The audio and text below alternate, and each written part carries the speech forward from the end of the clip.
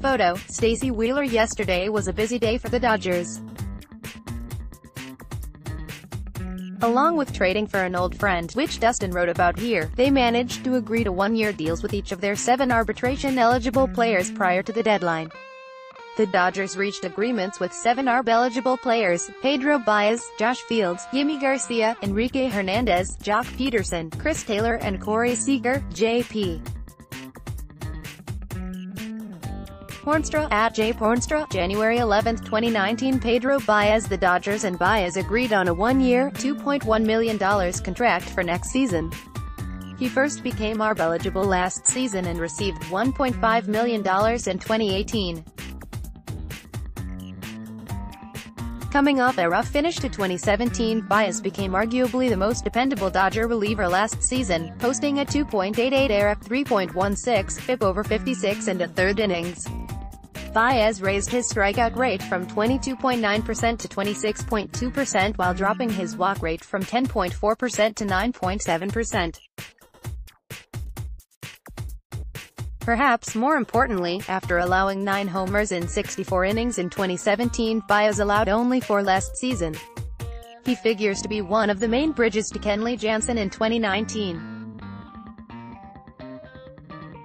Joc Fields will receive $2.85 million in his third year of arbitration, a bump from the $2.2 million he received last season.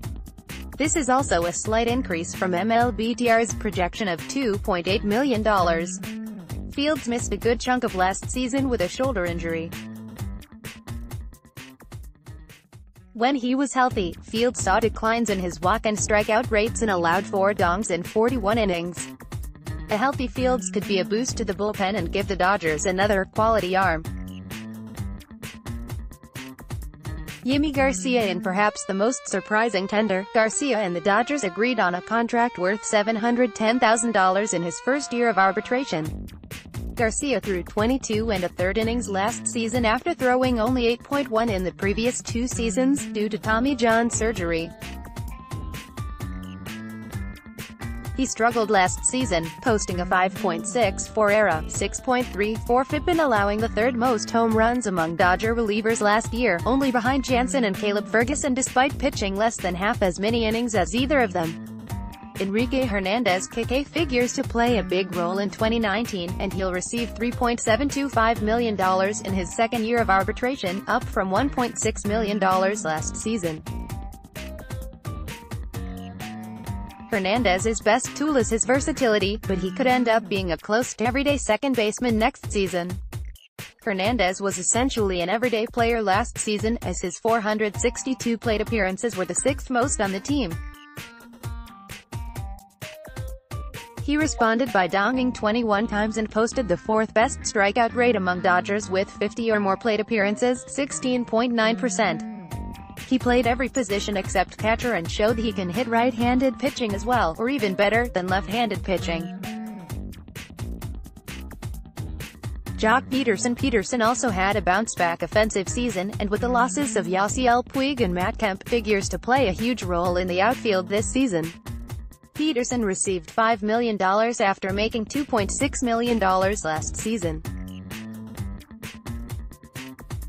Despite being platooned, Pederson became much more of a contact hitter, posting a career-best 19.1 strikeout rate but a career-low 9.0% walk rate. He hit 25 homers for the 3rd time in 4 full seasons and figures to be platooned again in 2019. He only had 53 plate appearances against lefties last season and managed a 32 WRC, compared to a 139 WRC against righties. Taylor should give Hernandez some competition as the everyday second baseman next season, and it's possible one of the two also starts a bunch of games in the outfield. Taylor's receiving $3.5 million in his first year of arbitration. He's coming off a disappointing season that saw him lead the National League with 178 strikeouts and hit for less power than he did in his breakout 2017 season. Corey Seager, the biggest name on the list, had the most shocking arb number.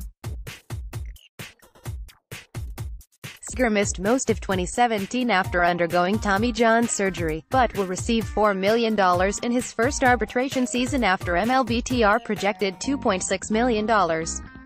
If Seager's elbow and hip hold up, he should be a huge addition to the Dodger lineup. In 2016, Seager led qualified shortstops with a 136 WRC and followed it up with a 128 WRC in 2017, the second highest among shortstops behind Zach Cozart. Getting that Seager back in the lineup would be a huge addition to Dodger lineup that could use an off-season addition. Just sign Harper, damn it. As usual, True Blue LA had all the numbers and the Dodgers currently sit at an estimated $181.4 million.